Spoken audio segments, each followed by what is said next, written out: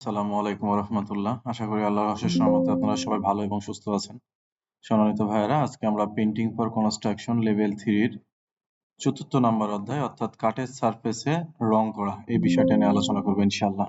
তো আপনারা আজকের আলোচ্য বিষয়গুলা আপনাদের যে কম্পিটেন্সি স্ট্যান্ডার্ড বা সিএস বই আছে, এই সিএস বইয়ের ৩য় নাম্বার অধ্যায় অকুপেশন স্পেসিফিক কম্পিটেন্সির একদম প্রথম যে অধ্যায়টা আছে perform painting on wooden surface, এখানে পেয়ে যাবেন।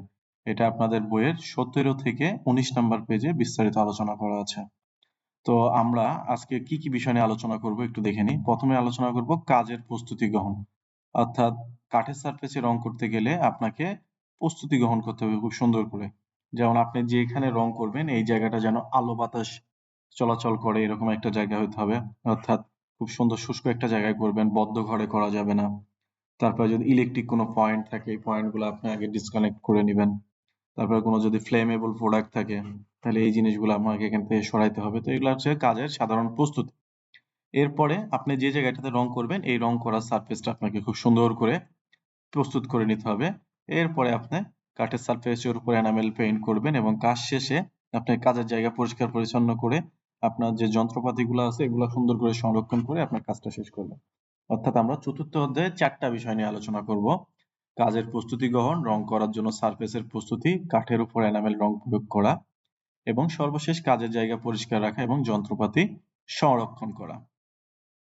তো কাঠের সারফেসে যখন আপনি রং করতে যাবেন প্রথমে আপনাকে সারফেসটা খুব সুন্দর করে স্যান্ডিং করে রেডি করে নিতে হবে। এই স্যান্ডিং করার ক্ষেত্রে আপনি স্যান্ড পেপার ব্যবহার করবেন। স্যান্ড পেপারটা খুব সুন্দর করে যেদিকে কাঠের ফাইবার আছে ওই ফাইবার অনুযায়ী আপনাকে স্যান্ডিং করতে হবে। ফাইবার ছাড়া অন্যদিকে যখন স্যান্ডিং করতে যাবেন তখন এই স্যান্ডিং এর মূল উদ্দেশ্য হচ্ছে কাঠের সারফেসকে স্মুথ করা। তো তখন দেখা যাবে যে স্মুথ না হয়ে আমার সারফেসটা আরো কি হয়ে গেছে, আঁকা বাঁকা হয়ে গেছে বা চটা উঠে গেছে। এটার জন্য আমাকে ফাইবারটা দেখে স্যান্ডিং করে নিতে হবে। স্যান্ডিং করার পরে আপনি প্রাইমার প্রয়োগ করবেন বা একটা প্রাথমিক আস্তর প্রয়োগ করবেন। প্রাথমিক আস্তর প্রয়োগ করার ক্ষেত্রে বার্জারের যে অটোকোড প্রাইমার সারফেসার আছে এটা সবচেয়ে বেস্ট। বাজারে অনেক আপনি প্রাইমার পাবেন। তো প্রাইমার গুলোর মধ্যে যদি অটোকোড সারফেসটা ব্যবহার করেন, অটোকোড সারফেসার, এটা সবচেয়ে ভালো পারফরমেন্স পাবেন। এই অটোকোড সারফেসারের সাথে আপনাকে T6 থিনার দিতে হবে। T6 থিনার দিয়ে পাতলা করে নিতে হবে। তো আমরা যদি একটু দেখি তাহলে দেখেন এই যে অটোকোড প্রাইমার সারফেসারটা সাধারণত সাদা হয়। এই সাদা জিনিসটাকে আপনাকে T6 থিনার দিয়ে আর একটু পাতলা করে প্রাথমিক আবরণ হিসাবে ব্যবহার করতে হবে।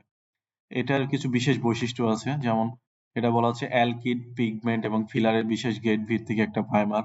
আর এটা সারফেসার হিসেবে আপনি ব্যবহার করতে পারবেন। এটাতে আপনি 6 থেকে 10% T6 থিনার ব্যবহার করতে হবে।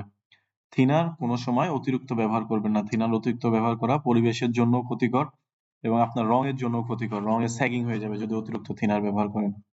এইভাবে যদি আপনি 6 থেকে 10% থিনার দিয়ে আপনি কোনো একটা সারফেসে প্রাথমিক আবরণ হিসেবে ব্যবহার করেন তাহলে এখান থেকে 160 থেকে 180 স্কয়ার ফিটের মতো কভারেজ পাবেন।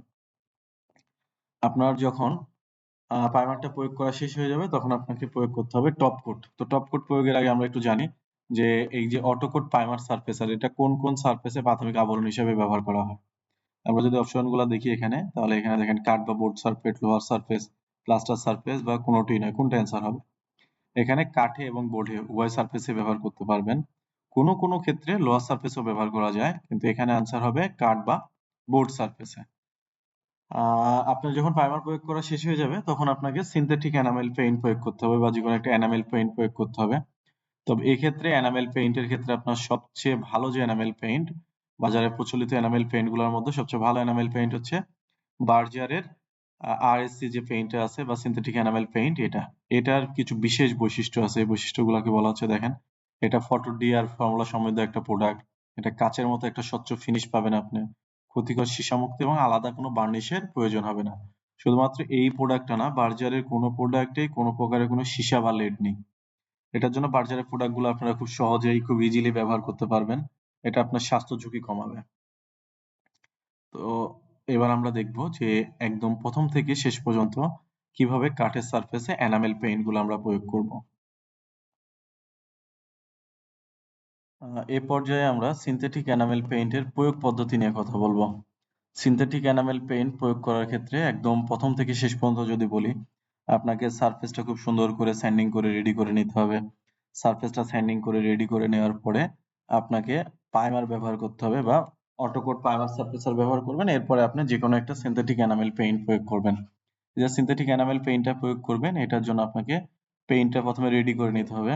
আপনাকে 8 থেকে 12% T6 থিনার দিয়ে রংটা অর্থাৎ টপ কোটটা সুন্দর করে রেডি করে নিবেন। রেডি করে নেওয়ার পরে আপনার আগে যে অটোকোড প্রাইমার সারফেসারটা প্রয়োগ করা ছিল এটা শুকানোর পর, এটা শুকাতে সাধারণত 12 থেকে 18 ঘন্টা সময় লাগবে। এটা শুকানোর পরে 1 কোট এই আরএসসি পেইন্টটা বা সিনথেটিক এনামেল পেইন্টটা প্রয়োগ করবেন। প্রয়োগ করার পরে পরের দিন এসে অর্থাৎ 24 ঘন্টা পর এসে আরো 1 কোট সিনথেটিক এনামেল পেইন্ট প্রয়োগ করবেন। এবার 2 কোট যদি এনামেল পেইন্ট প্রয়োগ করেন তাহলে এখান থেকে আপনি আমার কাঠের সারফেসটা যদি একদম নতুন হয় তাহলে 130 থেকে 155 স্কয়ার ফিট কভারেজ পাবেন। আর যদি এটা পুরাতন হয় তাহলে এখান থেকে 140 থেকে 165 স্কয়ার ফিট কভারেজ পাবেন। এই যে কভারেজ যেটা দেওয়া আছে এটা সারফেসের উপর ডিপেন্ড করে কম বেশি হতে পারে। আবার যে প্রয়োগ করবে অ্যাপ্লিকেটর আছে ওনার উপর ডিপেন্ড করেও কম বেশি হতে পারে। তো এটা হচ্ছে মূলত টেন্টেটিভ একটা মান দেওয়া আছে। এটা আপনি এই রংটা প্রয়োগ করলে মোটামুটি যেভাবে প্রয়োগ করেন 130 এর কাছাকাছি অবশ্যই পাবেন কভারেজটা। এই পর্যায়ে আমরা একটা প্রশ্ন নিই আপনাদের থেকে, সেটা হচ্ছে সিনথেটিক এনামেল পেইন্টের সাথে থিনারের মিশ্রণ অনুপাত কত হলে ভালো হয় বা কত দিতে হয়? আমরা যদি একটু অপশনগুলো দেখি, দেখেন এখানে বেশ কিছু অপশন দেওয়া আছে। সঠিক উত্তরটা কোনটা হবে অবশ্যই কমেন্ট বক্সে জানাবেন। আমরা এখন আলোচনা করব যে কাঠের সারফেসের কিছু ডিফেক্ট বা ত্রুটি নিয়ে। আপনি যখন রং করতে যাচ্ছেন অথবা রং করা শেষ হয়েছে কি কি সমস্যার সম্মুখীন হতে পারেন, তো এই বিষয়গুলো নিয়ে একটু কথা বলবো। তো আমরা স্ক্রিনে 4টা ছবি দেওয়ার চেষ্টা করছি 4 ধরনের ত্রুটির। এই ত্রুটিগুলো যদি আমরা একটু অ্যানালাইসিস করি তাহলে দেখেন এটাকে কি বলে, এটাকে কি বলে, এটাকে কি বলে, এটাকে কি বলে, এটা একটু আপনারা নিজে নিজে বলার চেষ্টা করেন। আমরা একটু দেখেন দেখাই দিই আপনাদের। সেটা হচ্ছে প্রথম যে সারফেসটা আছে এটাকে বলা হচ্ছে ক্র্যাক বা ফাটল। কাঠে এরকম ফাটল থাকতে পারে। এরপরে দেখেন নটস বা গিট, এরকম গিঁটটি থাকতে পারে, বা কিছু কুড়ি বা নরম অংশ থাকতে পারে, আবার কিছু পেরেকের দাগও থাকতে পারে। এ ধরনের সারফেস যদি পান তাহলে একদম প্রথমত অর্থাৎ রং প্রয়োগের আগে সারফেসটা খুব সুন্দর করে আপনাকে রেডি করে নিতে হবে। এক্ষেত্রে খুব সুন্দর করে স্যান্ডিং করে আপনি যদি পাট্টি প্রয়োগ করেন, পাট্টি প্রয়োগ করার পরে যদি আপনি টপ কোট প্রয়োগ করেন তাহলে আর সারফেসে কোনো সমস্যা হওয়ার সম্ভাবনা খুবই কম থাকে। আমাদের পরীক্ষাতে এরকম আসে যে কাঠের সারফেসের দু একটা ত্রুটির নাম বলেন, অথবা কাঠের সারফেসে রং করতে গেছেন কি কি সমস্যার সম্মুখীন হচ্ছেন, এরকম দু একটা প্রশ্ন ভাইভাতে জিজ্ঞেস করে। তাহলে আপনারা এখান থেকে এই 4টার মধ্যে থেকে যে কোনো 2টা বা 3টা ব্যবহার করতে পারেন বা বলতে পারেন। এখানে দেখেন কাঠের সারফেসে সবচেয়ে ভয়ঙ্কর যে জিনিসটা সেটা হচ্ছে কুড়ি বা নরম অংশ, যেটাকে বার্ডস বলা হয়। কাঠের সারফেসে যদি এই কুড়ি বা নরম অংশ থাকে এটা আপনাকে একদিন না একদিন ঘুণে ধরবেই। ঘুণে ধরে ওই জায়গাটা ঘুণে খেয়ে ফেলবে। এটার জন্য এই কুড়ি বা নরম অংশ মোটামুটি মানে কিছুদিন যেন ভালো থাকে, 2-3 বছর, 4 বছর, 5 বছর যেন ভালো থাকে, এর জন্য আপনাকে অবশ্যই কি করতে হবে, কাঠের কিছু বিষ আছে এই বিষ প্রয়োগ করতে হবে। অথবা আপনি এনামেল পেইন্ট প্রয়োগ করার আগে আপনাকে এখানে সুন্দর করে থিনার দিয়ে বা কেরোসিন দিয়ে সুন্দর করে এই জিনিসটা ইয়ে করে নিতে হবে, ভিজায় নিতে হবে। ভিজায় নেওয়ার পরে আপনি যদি স্যান্ডিং করে প্রাইমার ব্যবহার করেন বা পাট্টি ব্যবহার করেন, তারপরে যদি টপ কোট ব্যবহার করেন তাহলে মোটামুটি একটা লং লাস্টিং সার্ভিস পাবেন।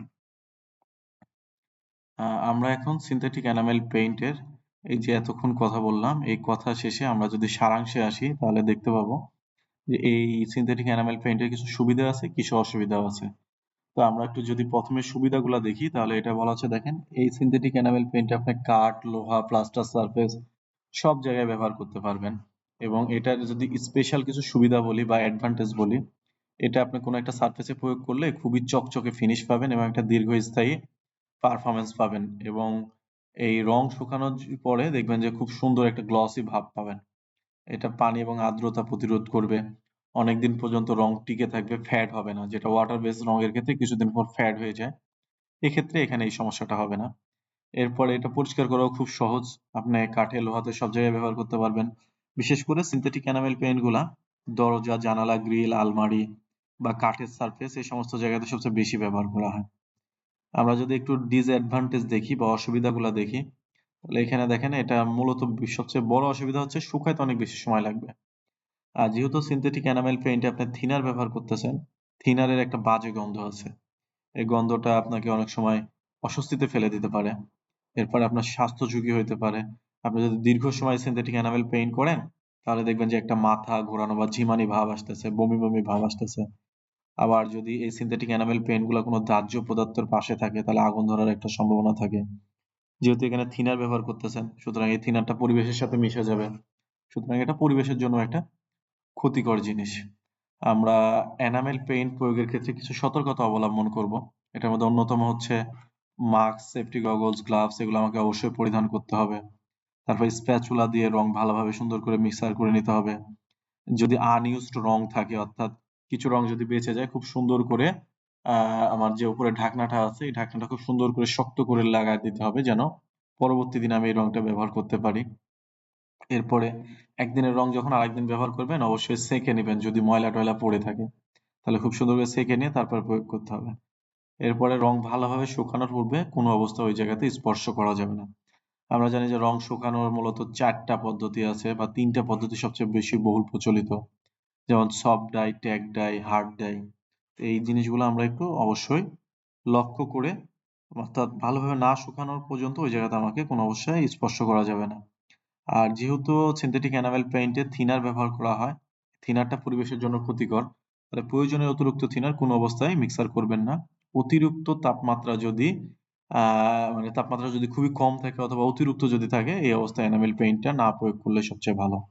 10-এর যদি নিচে নেমে যায় অথবা 45-এর যদি উপরে উঠে যায় তাপমাত্রা, তখন আপনি এই এনামেল পেইন্ট প্রয়োগ থেকে বিরত থাকাটাই সবচেয়ে উত্তম। তো সবাইকে অসংখ্য ধন্যবাদ। সবাই ভালো থাকবেন, সুস্থ থাকবেন। এই অধ্যায়টা একদম সুন্দর করে পড়বেন। এখান থেকে মূলত 4টা প্রশ্ন পরীক্ষাতে কমন পাবেন অবশ্যই। আর পরবর্তী ভিডিওর জন্য অবশ্যই আমার এই চ্যানেলটা সাবস্ক্রাইব করে রাখবেন।